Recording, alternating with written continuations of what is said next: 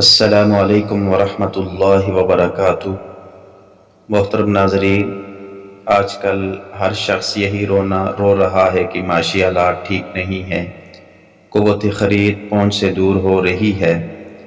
میرا ان سے مشورہ ہے، مغرب اور عشاء کے درمیان سورۃ الواقعہ پڑھنے کا معمول بنا لیں۔ انشاءاللہ حالات بہتر ہوں گے اور گھر سے بے برکتی ختم ہوگی، تنگی دور ہوگی، نحوست دور ہوگی۔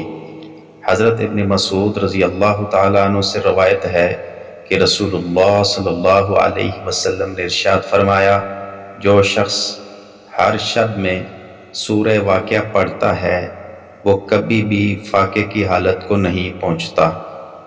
یہی وجہ ہے کہ حضرت ابن مسعود رضی اللہ تعالیٰ عنہ اپنی لڑکیوں کو حکم دیا کرتے تھے کہ وہ ہر رات میں یہ سورت پڑھا کریں۔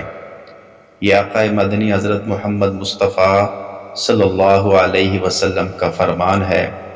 اگر ہم آپ کے فرمان کے مطابق سورۃ الواقعہ کا معمول بنا لیں گے، مغرب سے لے کر عشاء تک درمیان میں کوئی بھی وقت، کوئی بھی ٹائم ہمیں اگر ملتا ہے تو ہم پڑھیں گے، انشاءاللہ ہمارے معاشی حالات ٹھیک ہوں گے، تنگیاں دور ہوں گی اور اللہ تعالیٰ کی طرف سے رزق کی فراوانی ہوگی۔